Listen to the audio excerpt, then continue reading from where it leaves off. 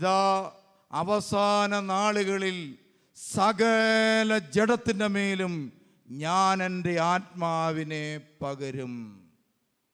ജഡം എന്ന് പറഞ്ഞാൽ എന്താ? നമ്മൾ പാപം ചെയ്ത മനുഷ്യന് പറയുന്ന പേരാണ് ജഡം. അവൻ്റെ മേൽ ദൈവം തന്നെ ആത്മാവിനെ പകരും. പകർന്നു കഴിഞ്ഞാൽ എന്നൊക്കെ സംഭവിക്കും? 3 അത്ഭുത പ്രതിഭാസങ്ങളുണ്ടാവും. ഇപ്പം നിങ്ങളുടെ വീട്ടിൽ പരിശുദ്ധാത്മാവ് ആവസിച്ചിട്ടുണ്ടെങ്കിൽ 3 അത്ഭുത പ്രതിഭാസങ്ങളുണ്ടാവും. നിങ്ങളുടെ പുത്രന്മാരും പുത്രിമാരും പ്രവചിക്കും. അതാണ് ഒന്നാമത്തെ കാര്യം. 2, യുവാക്കൾക്ക് ദർശനങ്ങളുണ്ടാകും. ഇതാണ് രണ്ടാമത്തെ കാര്യം.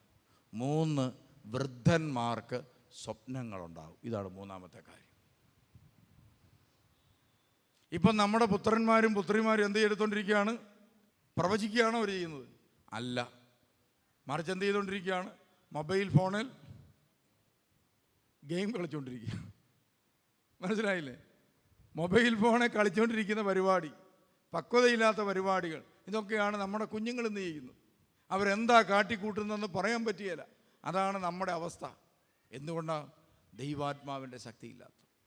ഞാൻ മണർകാട് പള്ളിയിൽ ധ്യാനിപ്പിച്ചുകൊണ്ടിരിക്കുകയാണ്, സായാഹ്ന ധ്യാനം. പ്രിയമുള്ളവരെ, സായാഹ്ന ധ്യാനം നടത്തിക്കൊണ്ടിരിക്കുമ്പോൾ ധ്യാനത്തിന് ശേഷം ഞാൻ തൂത്തുക്കുടിയിലേക്ക് തിരിച്ചു പോന്നു. പോരുന്ന സമയത്ത് ഇതാ മണർകാട് പള്ളി ഇടവകയിൽപ്പെട്ട ഒരു കൊച്ച്, അന്നത്തെ ആ കൊച്ചു പഠിക്കുന്ന 6ാം ക്ലാസ്സിലോ 7ാം ക്ലാസ്സിലാണെന്ന് തോന്നുന്നു. ആ പെണ്ണ് ഇതാ അപ്പനോട്, ഒരു മകളേ ഉള്ളൂ, അപ്പനോടും അമ്മയോടും പറഞ്ഞു, ഇതാ ഈ ധ്യാനം നടന്ന് പ്രാർത്ഥന നടന്നുകൊണ്ടിരിക്കുന്ന സമയത്ത് ദൈവം എന്നോട് സംസാരിച്ചു. നമ്മൾ വിശ്വസിക്കുമോ? അപ്പോൾ പാടാ. അപ്പോൾ എന്നെ ഫോൺ ചെയ്തിട്ട് പറഞ്ഞു, എന്നിട്ട് അവൾക്ക് 2ാമത് കിട്ടിയെന്നാണ്.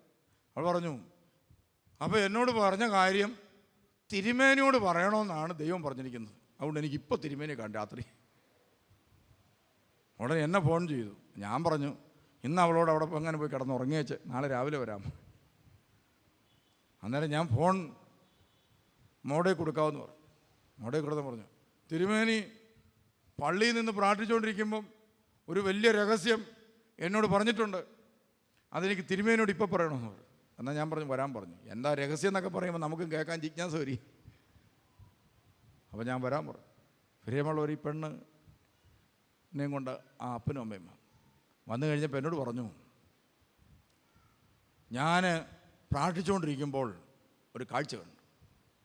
ഒരു ജീപ്പ് ഇതാ വന്ന് ഇടിച്ച് 2 പേര് മരിച്ചു പോകുന്നതായിട്ടാണ് കാണുന്നത്. ഒരു ജീപ്പ് വന്ന് ഇടിക്കുന്നു, 2 പേര് മരിച്ചു കിടക്കുന്നു. ഇതാണ് ഞാൻ കാണുന്നത്. എന്നിട്ട് പറഞ്ഞു, ഈ സംഭവം തൂത്തൂട്ടി ചാപ്പലുമായി ബന്ധപ്പെട്ടാണ് ഉണ്ടാകുന്നതെന്ന് എൻ്റെ മനസ്സിങ്ങനെ പറഞ്ഞുകൊണ്ടിരിക്കുകയാണ്. ഇതാണ് എനിക്കുണ്ടായ സംഭവം. അപ്പം ഞാൻ പറഞ്ഞു, മോള് പൊക്കൂ, ശാന്തമായി കിടന്നുറങ്ങൂ, നാളെ രാവിലെ എല്ലാം മാറിക്കോളൂ എന്ന് പറഞ്ഞു. എങ്കിലും വളരെ സ്പഷ്ടവും കൃത്യവുമായിട്ട് ഇങ്ങനൊരു കാര്യം പറഞ്ഞതുകൊണ്ട് എല്ലാ വിശുദ്ധ കുർബാനയിലും അപകടങ്ങൾ ഉണ്ടാകാതിരിക്കാൻ ഞാനിങ്ങനെ വിശുദ്ധ കുർബാനയിൽ സമർപ്പിച്ച് പ്രാർത്ഥിച്ചുകൊണ്ടിരുന്നു. പ്രത്യേകിച്ച് നമ്മുടെ ധ്യാന കേന്ദ്രവുമായി ബന്ധപ്പെട്ട എല്ലാ വ്യക്തികളെയും സമർപ്പിച്ച് പ്രാർത്ഥിച്ചുകൊണ്ട്. പ്രിയമുള്ളവരെ, ഒരു 2-3 ആഴ്ച കഴിഞ്ഞില്ല, ഞാൻ എറണാകുളത്ത് ഒരു പള്ളിയിൽ ക്രിസ്മസിൻ്റെ ശുശ്രൂഷ നടത്തിക്കൊണ്ടിരിക്കുക. എൻ്റെ ഫോണിൽ ഒത്തിരി മിസ് കോൾ വന്ന് കിടപ്പുണ്ട്. രാത്രിയിൽ പുറത്തിറങ്ങിയപ്പോൾ മിസ് കോൾ കണ്ട് തിരിച്ചു വിളിച്ചു. അന്നേരം അവിടുന്ന് ഫോൺ വന്ന ഇതാണ്, എൻ്റെ കൂടെ ഇപ്പോൾ ശുശ്രൂഷ ചെയ്തുകൊണ്ടിരിക്കുന്ന ഷമ്മാശൻ്റെ അപ്പനും അമ്മയും ക്രിസ്മസിന് ഒരു ബൈക്കിൽ പോകുമായിരുന്നു. ഒരു വണ്ടി വന്ന് ഇടിച്ച് ഇതാ കാലെല്ലാം തകർന്ന് മെഡിക്കൽ കോളേജ് ആശുപത്രിയിൽ വളരെ അത്യാസന്ന നിലയിൽ കിടക്കുന്നു. അപ്പം ഞാൻ പെട്ടെന്ന് തന്നെ അവിടെ വന്നു. പ്രിയമുള്ളവർ, അവിടെ വന്നു കഴിഞ്ഞപ്പോൾ അമ്മയ്ക്ക് കയ്യും ഒക്കെ ഒടിഞ്ഞ് അങ്ങനത്തെ കുറേ പ്രശ്നങ്ങളുണ്ട്. അപ്പൻ്റെ കാലെല്ലാം ഇടിച്ച് പൊടിഞ്ഞ് തകർന്നു വരികയാണ്. അപ്പോൾ ഞാൻ തിരിച്ച് അവിടെ ചെന്ന ശേഷം രാത്രിയിൽ ഒരു ഡോക്ടറെയൊക്കെ വിളിച്ച് ചോദിച്ചു. അതിനുശേഷം പിറ്റേ ദിവസം രാവിലെ ബന്ധപ്പെട്ടപ്പോൾ ഡോക്ടർ പറഞ്ഞ ഇതാ ജീവൻ രക്ഷപ്പെട്ടിട്ടുണ്ട്, പക്ഷേ കാല് തകർന്നു പോയതുകൊണ്ട് ഏറ്റവും പെട്ടെന്ന് അത് മുറിച്ച് നീക്കണം. അപ്പം ഞാൻ ചോദിച്ചു, മുറിച്ച് നീക്കാത്ത വല്ല മാർഗമുണ്ടോ? അന്നേരം പറഞ്ഞു, മുറിച്ച് നീക്കാതിരിക്കാൻ പറ്റത്തില്ല, കാരണം ഇത് ശരിയാകുകയില്ല. അപ്പം ഞാൻ ചോദിച്ചു, എത്ര ദിവസം നമുക്കിത് മുറിച്ച് നീക്കാതിരിക്കാം? കുറേ ദിവസം കൂടെയൊക്കെ മുന്നോട്ട് പോയിട്ട്, ഇത് മാനസിക ബുദ്ധിമുട്ടുണ്ടാകുന്ന കാര്യമല്ലേ. അന്നേരം പറഞ്ഞു, കുറേ ദിവസമൊക്കെ ഇങ്ങനെ പോകാം, പക്ഷേ എപ്പോൾ ഇൻഫെക്ഷൻ ഉണ്ടായാലും അപ്പം തന്നെ മുറിച്ച് കളയും. അപ്പം ഞാൻ പറഞ്ഞു, എന്നാൽ ഇൻഫെക്ഷൻ ഉണ്ടാകുന്നവരെ നോക്കിയിരിക്കുക, അത് കഴിഞ്ഞ് മുറിച്ചാൽ മതി. പ്രിയമുള്ളവരെ, ഹെസക്കിയേൽ 37-ാം അധ്യായം ഒരു തിരുവചനമുണ്ട്. അസ്ഥികളോട് പ്രവചിക്കുക, മാംസം വന്ന് മൂടട്ടെ. ഉണ്ടോ? നിങ്ങളെ വായിക്കണം വീട്ടിൽ. നിങ്ങളിനി ആരെങ്കിലും ആക്സിഡൻറ്റിൽ പെട്ട് കിടക്കും, ഈ വചനം വായിച്ചാൽ മതി, പെട്ടെന്ന് സൗഖ്യപ്പെടും.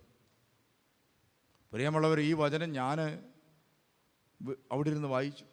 ഈ ചമ്മാശൻ അവിടെ പോയിരുന്ന് വായിച്ചു. എന്ത് സംഭവിച്ചെന്നറിയോ? ഒടിഞ്ഞു തകർന്ന കാലുകൾ മുറിച്ച് നീക്കിയില്ലെന്ന് മാത്രമല്ല, അതെല്ലാം ശരിയായി. ഇപ്പം അച്ചായൻ നടക്കാൻ തുടങ്ങി, അമ്മയും നടക്കാൻ തുടങ്ങി. കഴിഞ്ഞ ദിവസം അച്ചായൻ എന്ത് ചെയ്തു? വളരെ കൂളായിട്ട് നടന്ന്, പ്രിയമുള്ളവർ, ഇച്ചിരി പ്രയാസമൊക്കെ ഉണ്ടെങ്കിലും നടന്ന് തൂത്തൂട്ടി വന്നു. അപ്പോൾ പറയാണ്, നിങ്ങളുടെ ഇതാ പുത്രന്മാരും പുത്രിമാരും എന്തു ചെയ്യും? പ്രവചിക്കും. എപ്പോഴാ? പരിശുദ്ധാത്മാവ് വന്നു കഴിയും. പരിശുദ്ധാത്മാവില്ലെങ്കിൽ നിങ്ങളുടെ പുത്രന്മാരും പുത്രിമാരും എന്തു ചെയ്യും? പള്ളിയുടെ ഭിത്തിയെ പടം വരയ്ക്കുക, പ്രാർത്ഥനാ സമയത്ത് എന്തു ചെയ്യുക? എഴുന്നേറ്റ് ഓടുക, പ്രാർത്ഥനാ സമയത്ത് ഉറക്കം വന്ന് കിടന്നുറങ്ങുക തുടങ്ങിയുള്ള പരിപാടികളുള്ള പുത്രന്മാരുടെയും പുത്രിമാരുടെയും മേൽ ദൈവത്തിൻ്റെ ശക്തിയില്ലാതെ വരുമ്പോഴാണ്. അപ്പം നമ്മൾ ഈ കൊച്ചിനെയും കൊണ്ട് അയിലയിൽ നടന്നിട്ട് കാര്യമില്ല. ദൈവത്തിൻ്റെ ആത്മാവ് കുഞ്ഞുങ്ങളുടെ മേൽ ആവസിച്ചു കഴിഞ്ഞാൽ കുഞ്ഞുങ്ങൾ ദൈവകൃപ കൊണ്ട് നിറയും. പ്രിയമുള്ളവരെ, നിറയും. ഒരിക്കൽ ഞാൻ ഓർക്കാണ്, കുറേ പീക്കിരിക്കാൻ പിള്ളേരുണ്ടോ, എല്ലാം ഈ ധ്യാനത്തിന് വന്നു കഴിഞ്ഞിട്ട് അവിടെ ഇവിടെ കളിച്ച് നടക്കുമ്പോൾ എല്ലാത്തിനെയും കൊണ്ട് വിളിച്ചിട്ട് ഞാൻ പറഞ്ഞു, നിങ്ങളെല്ലാവരും പോയിരുന്നു പ്രാർത്ഥിച്ചോളാൻ പറഞ്ഞു. പ്രാർത്ഥന കഴിഞ്ഞപ്പോൾ പിള്ളേർ വന്നേച്ച് ഒരു പേപ്പറിൽ എനിക്ക് എഴുതി തരികയാണ്, ഇതാ ആന്ധ്രയ്ക്ക് പോകുമ്പോൾ ആക്സിഡൻ്റ് ഉണ്ടാകും. ഞങ്ങൾ ആന്ധ്രയ്ക്ക് പോകാൻ തീരുമാനിച്ചിരിക്കുക. സെൻറ്റ് പോൾസ് മിഷൻ ഓഫ് ഇന്ത്യയുടെ മിഷൻ സെൻ്ററുകൾ സന്ദർശിക്കാൻ പോവുകയാണ്. അപ്പോൾ ഞാൻ പ്രാർത്ഥനാ ഗ്രൂപ്പുകാരോടൊക്കെ പറഞ്ഞു, നിങ്ങളൊക്കെ പ്രാർത്ഥിക്കണം, ആന്ധ്രയ്ക്ക് പോകുമ്പം ആക്സിഡൻ്റ് ഉണ്ടാകുമെന്ന് പിള്ളേർ പറഞ്ഞിട്ടുണ്ട്. പ്രിയമുള്ളവർ, അപ്പോൾ പ്രാർത്ഥനാ ഗ്രൂപ്പുകാർ പ്രാർത്ഥനയും കഴിഞ്ഞാൽ വന്നിട്ട് പറയുകയാണ്, ഞങ്ങൾ പ്രാർത്ഥിക്കുമ്പോഴും ആക്സിഡൻ്റ് ഉണ്ടാകുമെന്ന് ഉറപ്പാണ്. എന്നും മാത്രമല്ല, ആക്സിഡൻ്റ് ഉണ്ടാകുന്ന സമയത്ത് വണ്ടി ഓടിക്കുന്ന ആൾ നമ്മുടെ ധ്യാന കേന്ദ്രത്തിൽ ഇന്നയാളായിരിക്കുമെന്നാണ് ഞങ്ങൾക്ക് തോന്നിക്കൊണ്ടിരിക്കുന്നത്. അന്നേരം ആക്സിഡൻ്റ് നടക്കുമ്പോൾ ഞങ്ങൾക്ക് കാണുന്നത്. ഞാൻ വിശ്വസിച്ചില്ല പ്രിയമുള്ളവർ, എനിക്കങ്ങനെ വിശ്വസിക്കുന്ന സ്വഭാവമില്ല. ഞാനത് മനസ്സിൽ വെച്ചു. ആന്ധ്ര യാത്ര മാറ്റി വെച്ചില്ല, ഞങ്ങൾ ആന്ധ്രയ്ക്ക് പോയി. ആന്ധ്രയിൽ പോയി ശുശ്രൂഷ കഴിഞ്ഞ് ഭവനങ്ങൾ തോറും കയറി ഇറങ്ങി അവർക്ക് ഭക്ഷണമൊക്കെ മേടിച്ചു കൊടുത്ത് ഇങ്ങനെ ഞങ്ങൾ അവിടെ നടന്നു. ചാണകക്കൂട്ടിനകത്തൊക്കെയാണ് ഞങ്ങളെ ഇരുത്തുന്നത്. അങ്ങനെ കഞ്ഞിയൊക്കെ കുടിച്ച് അവരുടെ കൂടെ കിടന്ന് ഇരുന്ന് ഞങ്ങൾ ഒരാഴ്ച അവിടെ കഴിഞ്ഞു. അതിനുശേഷം തിരിച്ചു പോരുക. ഒന്നും സംഭവിച്ചില്ല. തിരിച്ചിങ്ങോട്ട് പോരുന്ന സമയത്ത് പ്രിയമുള്ളവർ, തമിഴ്നാട്ടിലൂടെ 120 കിലോമീറ്റർ വേഗത്തിൽ വണ്ടി ഓടിച്ച് പോരുകയാണ്. 2 വണ്ടികൾ ഇങ്ങനെ പോരുകയാണ്. നല്ല വഴികളല്ലേ. ആ സമയത്ത് ഞങ്ങളെല്ലാം ഉറങ്ങിപ്പോയി. ഇടയ്ക്ക് ഞാൻ പെട്ടെന്ന് ഉണർന്നപ്പോൾ ഞാൻ വണ്ടി ഓടിച്ചിരുന്ന മാറ്റിയോട് ചോദിച്ചു, നമ്മളിനി ചെല്ലാൻ പോകുന്നത് കുമളിയിലൊരു പള്ളിയിലാണ്. വെളുപ്പിനെ 2 മണിക്ക് അവിടെ വിശ്രമിച്ചിട്ടാണ് ഇനി പോകുന്നത്. പള്ളിക്കാരോട് വിളിച്ചു പറഞ്ഞിട്ടുണ്ടോ എന്ന് ചോദിച്ചു. ഉടനെ പുള്ളി പറഞ്ഞു, അത് പറഞ്ഞില്ലെന്ന് പറഞ്ഞു. ഞാൻ അന്നേരം കൊണ്ട് തുടങ്ങി. പാതിരാത്രിക്ക് പിന്നെ പള്ളി ചെന്ന ട്രസ്റ്റിയൊക്കെ അറിയിക്കാതെ ഉടനെ ഡ്രൈവർ നല്ല സജീവമായി. ട്രസ്റ്റിയെ വിളിച്ച് പറ, സെക്രട്ടറിയെ വിളിച്ച് പറയണ്ടേ. ഞാൻ വയലൻ്റായെന്ന് കേട്ടതോടുകൂടി പുറകിലിരുന്ന പാർട്ടികളെല്ലാം ഉണർന്നു. എൻ്റെ മാനസാന്തരത്തിന് വേണ്ടി അവർ പുറകിലിരുന്ന് പ്രാർത്ഥനയും തുടങ്ങി. അങ്ങനെ പ്രാർത്ഥന സജീവമായി. ഞാനും ഉന്മേഷത്തിലായി. ഞാൻ നോക്കുമ്പം കാണുന്ന കാഴ്ച, പ്രിയമുള്ളവരെ, ഇതാ 120 കിലോമീറ്റർ സ്പീഡിൽ ഓടുന്ന വണ്ടിയുടെ നേരെ കുറുകെ ഒരു വണ്ടി വന്ന് വഴിയിലോട്ടങ്ങ് കയറി. ഞാനിങ്ങനെ ഇടിച്ചു. അപ്പം ഞാനിങ്ങനെ ആക്സിഡൻറ്റ് ഇടിച്ച് കിടക്കുന്നതൊക്കെ ഇങ്ങനെ മനസ്സിൽ കണ്ടുകൊണ്ട് പിടിച്ച് ഇങ്ങനെ ഇരിക്കുക. കണ്ണ് തുറന്ന് നോക്കുമ്പോൾ എൻ്റെ ഡ്രൈവർ വണ്ടി വെട്ടിച്ചങ്ങ് വിട്ടു. നേരെ എതിരെ ഇഷ്ടംപോലെ വണ്ടി വന്നുകൊണ്ടിരിക്കുക. അതങ്ങ് രക്ഷപ്പെട്ടു. ഞങ്ങൾ വെട്ടിക്കുന്നുണ്ട് പുറകെ വന്ന പാർട്ടികളും വെട്ടിച്ചു. അതൊരിക്കലും രക്ഷപ്പെടുകയില്ലാത്തതാണ്, കാരണം അവർക്കിത് കാണാൻ പറ്റത്തില്ലല്ലോ. അവരും എന്ത് ചെയ്തു? വെട്ടിച്ച്. ഞങ്ങൾ രണ്ടുപേരും രക്ഷപ്പെട്ടു. രണ്ടുപേരും രക്ഷപ്പെട്ട് കഴിഞ്ഞപ്പോൾ ഞാൻ പതുക്കെ പാളി പുറകിലത്തെ വണ്ടിയിലോട്ട് നോക്കി. വണ്ടി ഓടിച്ചിരുന്ന ആരാന്നറിയോ? പ്രിയമുള്ളവരെ, ധ്യാന കേന്ദ്രത്തിൽ നിന്ന് പോന്നപ്പം ആരെക്കുറിച്ചാണ് പറഞ്ഞത്? അയാൾ തന്നെ വണ്ടി ഓടിക്കുക. അപ്പോൾ എനിക്ക് മനസ്സിലായി, വലിയൊരു ആക്സിഡൻറ്റ് സംഭവിക്കേണ്ടതായിരുന്നു. ഇതാ പ്രാർത്ഥനയുടെ അനന്തരഫലമായി മാരകമായ ഒരു ആക്സിഡൻറ്റിൽ നിന്ന് തമ്പുരാൻ രക്ഷപ്പെടുത്തി. അതിൽ നിന്ന് രക്ഷപ്പെട്ടത് ഒരു തലനാരിഴ വ്യത്യാസത്തിലായിരുന്നു. നമ്മുടെ തലനാരിഴ. പക്ഷേ ഇതാ നിങ്ങളുടെ പുത്രന്മാരും പുത്രിമാരും പ്രവചിക്കും.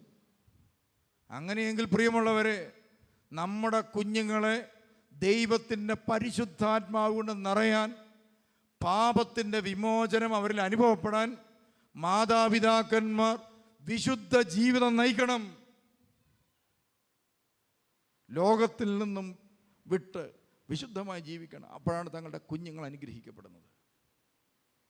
100-ൽ 100% മാർക്ക് മേടിച്ച ഒരു പെങ്കൊച്ച്, അവൾ പരീക്ഷയ്ക്ക് പോകുന്നതിന് മുമ്പ് അവളുടെ സാക്ഷ്യം തന്നെയുണ്ട്. അവൾ പറയാറുണ്ട്, ഞാൻ ഒരിക്കൽ പരീക്ഷയ്ക്ക് പോകുമ്പോൾ ഞാൻ എൻ്റെ അമ്മയോട് പറയും, ഞാൻ പരീക്ഷ എഴുതുമ്പോൾ അമ്മ മണർകാട് പള്ളിയിൽ എനിക്ക് വേണ്ടി പ്രാർത്ഥിക്കണം. പ്രിയമുള്ളവരെന്നെ സംഭവിച്ചെന്നറിയോ? അവൾ പരീക്ഷ എഴുതിക്കൊണ്ടിരിക്കുന്ന സമയത്ത് എല്ലാ പരീക്ഷയും അവൾക്ക് വളരെ എളുപ്പം. 100-ൽ 100% മാർക്ക് കിട്ടണമെങ്കിൽ എല്ലാം അറിയണമല്ലോ. SSLCക്ക് 100-ൽ 100%. പരീക്ഷ എഴുതിക്കൊണ്ടിരിക്കുന്ന സമയത്ത് അമ്മ പ്രാർത്ഥിച്ചുകൊണ്ടിരിക്കും. ഒരു പരീക്ഷ കഴിഞ്ഞ് അവൾ ഇറങ്ങി വന്ന് അമ്മയോട് ചോദിച്ചു, ഈ ഇന്നലത്തെ പരീക്ഷയിൽ 12:30 മണി കഴിഞ്ഞപ്പോൾ എൻ്റെ പരീക്ഷ എഴുതുന്നതിൽ എനിക്കെന്തോ ഒരു ബ്ലോക്ക് പോലെ. അന്നേരം അമ്മ എന്നെ അടുക്കരുത്. അന്നേരം അമ്മ പറഞ്ഞു, ഞാൻ വെള്ളം കുടിക്കാൻ ഇറങ്ങി കഴിഞ്ഞപ്പോൾ കുറേ ആളുകളെ കണ്ടു വർത്തമാനം പറഞ്ഞുകൊണ്ടിരിക്കുക. അന്നേരത്തേന് അവൾ പറയുകയാണ്, അമ്മ വർത്തമാനം പറയാൻ തുടങ്ങിയപ്പോൾ എൻ്റെ പരീക്ഷയിൽ എനിക്കെന്ത് ഉണ്ടായി? പെട്ടെന്ന് ബ്ലോക്ക് ഉണ്ടായി. അങ്ങനെയാണ് നമ്മുടെ പിള്ളേർക്ക് മാർക്ക് കിട്ടാത്തതിൻ്റെ കാര്യം എന്നാ? നമ്മൾ സീരിയൽ കണ്ടുകൊണ്ടിരിക്കുകയാണ്. കൊച്ചു പഠിക്കുന്നു, നമ്മൾ സീരിയൽ കണ്ടുകൊണ്ടിരിക്കുന്നു. കൊച്ചിൻ്റെ മാർക്ക് വേറെ പലരും കൊണ്ടുപോകും. അങ്ങനെയെങ്കിൽ കുഞ്ഞുങ്ങൾ പഠിക്കുമ്പോൾ മാതാപിതാക്കന്മാർ എന്ത് ചെയ്യണം? പ്രാർത്ഥിക്കണം. അപ്പോൾ കുഞ്ഞുങ്ങൾ അഭിഷേകം പ്രാപിക്കണമെങ്കിൽ, കൃപയിൽ ജീവിക്കണമെങ്കിൽ മാതാപിതാക്കന്മാർ പ്രാർത്ഥിക്കുന്നവരായി. കേരളത്തിൽ SSLC പരീക്ഷയ്ക്ക് 1ാം റാങ്ക് മേടിച്ച ഒരു ചെറുപ്പക്കാരനാണ്. അദ്ദേഹത്തിൻ്റെ പേരാണ് രാജു നാരായണസ്വാമി. അന്നത്തെ കാലത്ത് 1ാം റാങ്ക് മേടിച്ചാൽ പത്രത്തിൽ ഏറ്റവും ഫ്രണ്ടിൽ പടം വരും. അദ്ദേഹം SSLC പരീക്ഷയിൽ 1ാം റാങ്ക് മേടിച്ചപ്പോൾ അദ്ദേഹത്തെ ഇൻ്റർവ്യൂ ചെയ്തപ്പോൾ പത്രത്തിൽ എഴുതിയിരുന്ന വാർത്ത വായിച്ച് ഞാൻ ഇപ്പോഴും ഓർത്തിരിക്കുക. അമ്മയൊരു കോളേജ് പ്രൊഫസറായിരുന്നു. മകൻ ഇതാ പരീക്ഷയിൽ പഠിക്കുമ്പോൾ മകൻ്റെ ആഗ്രഹം അമ്മ കൂടെ ഇരിക്കണമെന്ന്. അതിനെന്ത് ചെയ്യുന്നറിയോ? അന്നത്തെ കാലത്ത് കൊള്ളാവുന്ന ജോലിയാണ് കോളേജ് ഉദ്യോഗം. അത് രാജിവെച്ച് സ്വന്തം കുഞ്ഞിന് പഠിക്കാൻ കാവലിരുന്നൊരമ്മയുണ്ട്. ഈ രാജ്യത്തെ വിശ്വസ്തനായ ഒരു ഗവൺമെൻറ് ഉദ്യോഗസ്ഥൻ്റെ പിന്നിൽ ഇതാ വിശ്വസ്തയോടെ ഇതാ തൻ്റെ മാനവും ഉദ്യോഗവുമൊക്കെ വേണ്ടെന്ന് വെച്ച് കാവലിരുന്ന ഒരമ്മയുടെ ജീവിത ബലിയുണ്ട്. അങ്ങനെയെങ്കിൽ പ്രിയമുള്ളവരെ, ക്രൈസ്തവ ജീവിതം നയിക്കുകയും പുണ്യജീവിതം നയിക്കുകയും ചെയ്യുന്ന കുഞ്ഞുങ്ങളുണ്ടാകണമെങ്കിൽ അതിനുവേണ്ടി ബലിജീവിതം നയിക്കുന്ന മാതാപിതാക്കന്മാരുണ്ടാവണം. അവർ ദേവാലയത്തിൻ്റെ ബലിപീഠത്തിൻ്റെ മുമ്പിൽ തങ്ങളുടെ മക്കൾക്ക് വേണ്ടി മധ്യസ്ഥരായി നിന്ന് കണ്ണുനീരോടെ പ്രാർത്ഥിക്കുമ്പോഴാണ് കുഞ്ഞുങ്ങൾ അനുഗ്രഹിക്കപ്പെടുന്നത്. അതുകൊണ്ട് ഇനി SSLC പരീക്ഷയൊക്കെ നടക്കുമ്പോൾ പള്ളിയിൽ ഇടിയായിരിക്കണം. നമ്മൾ പിള്ളേരെ സ്കൂളിലോട്ട് വിട്ട് കഴിഞ്ഞാൽ പിന്നെ നമ്മൾ TV യും കണ്ട് സീരിയലും കണ്ടിരുന്നാൽ അഭിഷേകം ഉണ്ടാകില്ല കുഞ്ഞുങ്ങൾക്ക്. നിങ്ങൾ പ്രാർത്ഥിച്ചു നോക്കി, ആ സമയത്ത് കുഞ്ഞുങ്ങളുടെ മേൽ ദൈവത്തിൻ്റെ കൃപ വ്യാപരിക്കും. അവരുടെ വിദ്യാഭ്യാസം മാറ്റിമറിക്കപ്പെടും. അവരുടെ ജോലി ചെയ്യുന്ന മേഖല മാറ്റിമറിക്കപ്പെടും. അല്ലെ അമ്മമാരും ഓർക്കാണ്, പിള്ളേരെയും കൊണ്ട് ഈ പരിപാടിക്ക് പോരണ്ടായിരുന്നു. ഇനി മാർക്ക് പറഞ്ഞ് കഴിയുമ്പോൾ അവരെല്ലാം പറയും, ആ ഫീലക്സിനോ തിരുമേനി പറഞ്ഞ് ഓർക്കുന്നില്ലേ, തള്ള ഇരുന്നുകൊണ്ട് സീരിയൽ കണ്ടതാണ് എൻ്റെ മാർക്ക് പറയാൻ കാരണം എന്ന് പറയും. പലർക്കും ഇതൊരു അബദ്ധമായി തീർന്നിരിക്കുകയാണ്. കൊച്ചുങ്ങളെ നന്നാക്കാൻ കൊണ്ടുവന്ന ഇപ്പോൾ ഒരു ഗതികേടിലായിരിക്കുക. അതുകൊണ്ട് പേരൻസ് ഓർക്കുക, കുഞ്ഞുങ്ങൾ അനുഗ്രഹിക്കപ്പെടണമെങ്കിൽ പ്രിയമുള്ളവരെ, മാതാപിതാക്കന്മാർ ഇതാ വിശുദ്ധിയിൽ ജീവിക്കണം. ഞാനെപ്പോഴും ഓർക്കാറുള്ളത് എൻ്റെ പിതാവിനെക്കുറിച്ചാണ്. ഒരു സാധാരണ, ഞങ്ങളിവിടുന്ന് പോകുമ്പോൾ എൻ്റെ അപ്പൻ ഒരു സാധാരണ പോലീസുകാരനാണ്. സാധാരണ പോലീസുകാരൻ. പ്രിയമുള്ളവർ, 53-ാമത്തെ വയസ്സിൽ അദ്ദേഹം വെടിയേറ്റ് മരിക്കുകയായിരുന്നു, ഒരു കള്ളനോട്ട് പ്രതിയിട്ട്. 53 വയസ്സിൽ വെടിയേറ്റ് മരിക്കുന്ന കാലത്ത് എൻ്റെ വീട്ടിൽ 2 കട്ടിലേ ഉള്ളൂ. അതിലൊന്നും ബെഡില്ലായിരുന്നു, പാ മാത്രം. അച്ഛൻ പ്രാർത്ഥിക്കാൻ വന്നപ്പോൾ ഇട്ട പായ കീറിയതായതുകൊണ്ട് അന്ന് കയറി വന്ന ആളുകൾ ചോദിച്ചു, സത്യത്തിൽ ഈ സാറിൻ്റെ വീട്ടിൽ ഒരു നല്ല പാ പോലും മേടിക്കാൻ പറ്റിയില്ല. എന്തുകൊണ്ടാണെന്നറിയോ? പ്രിയമുള്ളവരെ, ശമ്പളമല്ലാതെ വേറൊന്നും അദ്ദേഹം കൈപ്പറ്റിയിരുന്നില്ല. ഇടയ്ക്കൊക്കെ ഇങ്ങനെ പറയും, ആ നീതിമാൻ്റെ സന്തതി അപ്പം തണ്ട്. കുമരകത്തൊക്കെ വന്നേച്ച് തിരിച്ച് നാട്ടിൽ വരുമ്പം പറയാറുണ്ട്. അപ്പോൾ പ്രിയമുള്ളവർ, കാലം പിന്നിട്ടു. അന്ന് പൊളിഞ്ഞു കിടന്ന വീടിൻ്റെ നട ഒരു 3-4 വർഷം പൊളിഞ്ഞു കിടന്നിട്ട് 2 ചാക്ക് സിമെൻറ്റ് മേടിച്ച് പണിയാൻ പോലും അപ്പനെ കൊണ്ടായില്ല. ഇലക്ട്രിസിറ്റി അന്ന് ഉണ്ടായിരുന്നില്ല. അപ്പൻ്റെ മരണം വരെ, ഞാൻ +2 പഠിക്കുന്നവരെ ഇലക്ട്രിസിറ്റി ഇല്ല വീട്ടിൽ. ഇതൊന്നും ആർജിക്കാൻ സാധിച്ചില്ല. കിട്ടുന്ന പരിമിതമായ പണം കൊണ്ട് വളരെ നല്ല വിദ്യാഭ്യാസം ഞങ്ങൾക്കാർക്കും നൽകാനും അപ്പനെ കൊണ്ട് സാധിച്ചില്ല. അന്നുകൊണ്ടായിരുന്നു ഉയർന്ന സ്കൂളുകൾ. ഉയർന്ന സ്കൂളിലൊന്നുമല്ല ഞാൻ പഠിച്ചത്, പ്രിയമുള്ളവർ. പക്ഷേ അപ്പൻ എനിക്ക് കൈമാറി തന്ന ചില നല്ല ബോധ്യങ്ങളുണ്ട്. അന്യൻ്റേതൊന്നും ആഗ്രഹിക്കരുത്. അന്യൻ്റേതൊന്നും നമ്മൾ ആഗ്രഹിക്കരുത്. നമുക്ക് കിട്ടുന്നത് കൊണ്ട് നമ്മൾ സംതൃപ്തി അടയണം. പ്രിയമുള്ളവരെ, അപ്പൻ്റെ മരണശേഷം ഞാനതെൻ്റെ ജീവിതത്തിൽ മൂല്യമായി കാത്തു. അച്ഛനാകാൻ ആഗ്രഹം ഉണ്ടായിട്ടൊന്നും ആയതല്ല പ്രിയമുള്ള. അന്നത്തെ കാലത്ത് എനിക്ക് വലിയ ആഗ്രഹമൊന്നുമില്ലായിരുന്നു. വൈദികരിൽ നിന്ന് നല്ല അനുഭവങ്ങൾ കിട്ടിയ ഒരാളല്ല ഞാൻ. അതുകൊണ്ട് ഒരു കാലത്തൊന്നും പൗരോഹിത്യത്തോട് എനിക്ക് വലിയ താല്പര്യമില്ലായിരുന്നു. പക്ഷേ എൻ്റെ അപ്പൻ്റെ ഒരു സ്വപ്നമായിരുന്നു ഞാനൊരു വൈദികനാകുക എന്നുള്ളത്.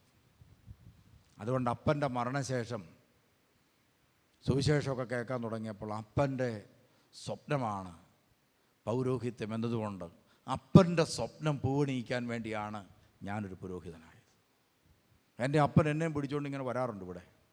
ഒരു ദിവസം ഞാൻ നോക്കുകയാണ്, ഇവിടെ ഈ വായത്രയച്ചൻ ഇവിടെ നിന്ന് ഇറങ്ങിപ്പോവാണ്. അന്നത്തെ കാലത്ത് വായത്രയച്ചൻ പോവുക, മെത്രാച്ചൻ പോകുന്നതിനേക്കാളും ഒരു ഗമയിലൊക്കെയാണ് പോകുന്നത്. നല്ല വണ്ണമൊക്കെ ഉണ്ട്, വളരെ പ്രായമുണ്ട്, വൃദ്ധനായിട്ട് ഇങ്ങനെ പോവുകയാണ്. ആളുകളൊക്കെ ചുറ്റും ഇടിച്ച് നിൽക്കുക.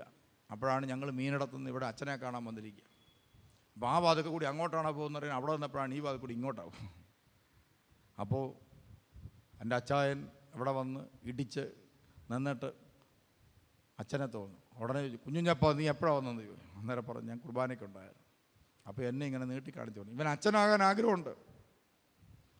ആ വെല്ലിച്ചൻ തിരിഞ്ഞിട്ട് ഇങ്ങനെ പറഞ്ഞു, അവൻ്റെ ആഗ്രഹം പോലെ അത് നടക്കട്ടെ എന്ന് പറഞ്ഞു പോയി. അത്രയൊക്കെ കാണാൻ പറ്റുള്ളൂ പ്രിയമുള്ളവർ. അച്ഛനോടൊന്നും അടുത്തിടപെടാൻ ഇവിടെയൊന്നും സാധിച്ചിട്ടില്ല. കാലം പിന്നിട്ടു. പ്രിയമുള്ളവരെ, എൻ്റെ അപ്പൻ്റെ ഏറ്റവും വലിയ സ്വപ്നമായിരുന്നു ഞാനൊരു പുരോഹിതനാകുക. ആ പുരോഹിതൻ മാത്രമല്ല, ഞാൻ ഈ സഭയിൽ ഒരു പ്രധാനാചാര്യനുമായി തീർന്നു. എനിക്ക് മനസ്സിലാകുന്ന ഞാൻ നിൽക്കുന്ന ഈ പ്ലാറ്റ്ഫോമിൽ ഇന്ന് എനിക്ക് എന്തെങ്കിലും ബാക്കിയുണ്ടെങ്കിൽ എൻ്റെ പിതാവ് എനിക്ക് തന്ന ജീവിത മൂല്യത്തിൻ്റെ മേലാണ് ഞാൻ ചവിട്ടി നിന്നിരിക്കുന്നത്. ഞാനവിടുന്ന് പോരുമ്പോൾ ഒരു കയറ് കട്ടിലിൽ നിന്നാണ് ഞാൻ അച്ഛനായി വീട് വിട്ടിറങ്ങിയത്. ഇപ്പോഴും ആ കയറ് മാറാതെ ആ കാട്ടിൽ എൻ്റെ മുറി കിടപ്പുണ്ട്. അതൊരു പ്ലാസ്റ്റിക് ആക്കാൻ എന്നുവരെയും എൻ്റെ വീട്ടുകാർക്ക് സാധിച്ചിട്ടുമില്ല, ഞാനത് ആവശ്യപ്പെട്ടിട്ടുമില്ല.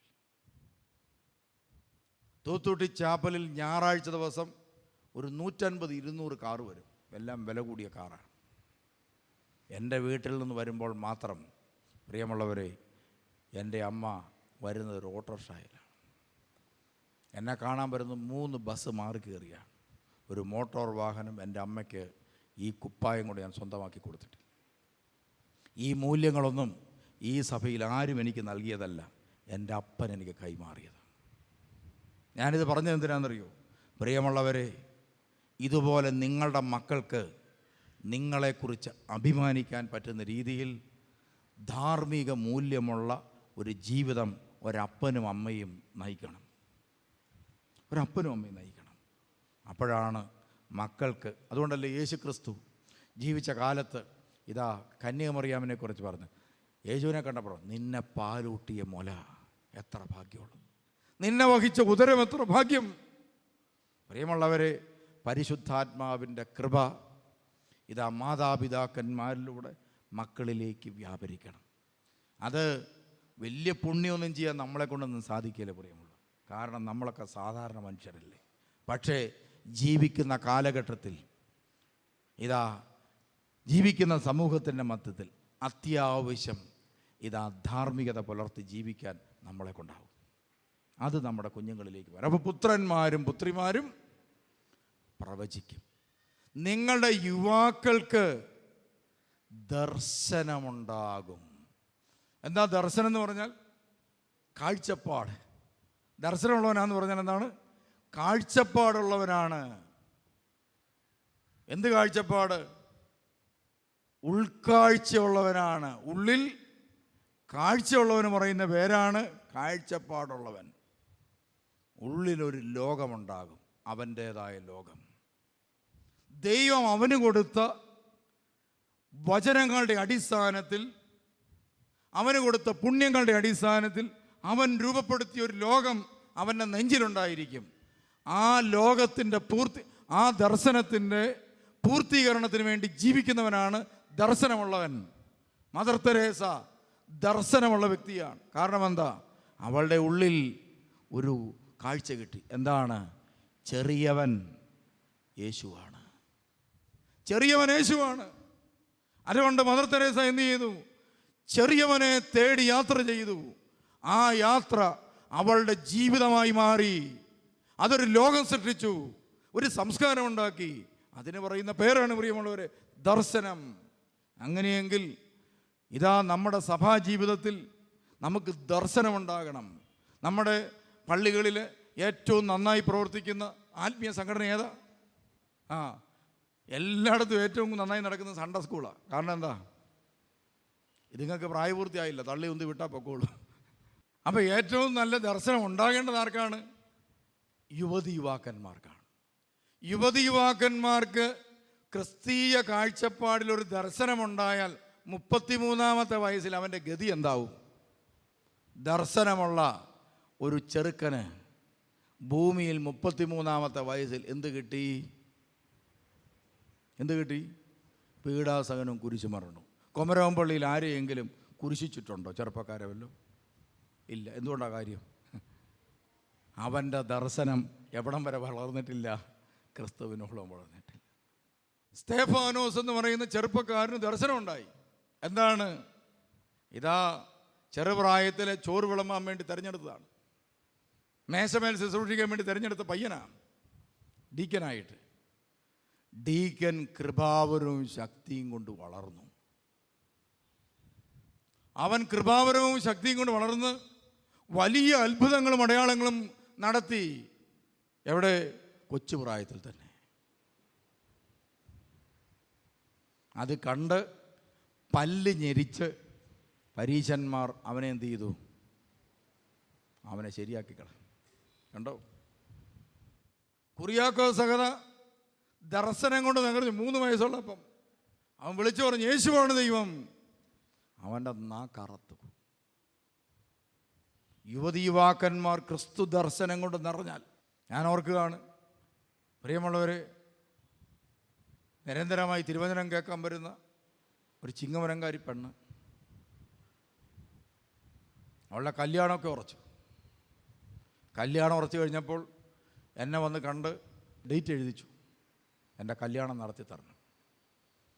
പ്രിയമുള്ളവർ, അതിനുശേഷം കല്യാണം അടുത്ത് വന്നപ്പോൾ അവൾ അപ്പനോട് ചോദിച്ചു, പപ്പ എനിക്ക് എന്തുമാത്രം സ്വർണമാണ് കല്യാണത്തിന് തരാൻ പപ്പ ആഗ്രഹിക്കും.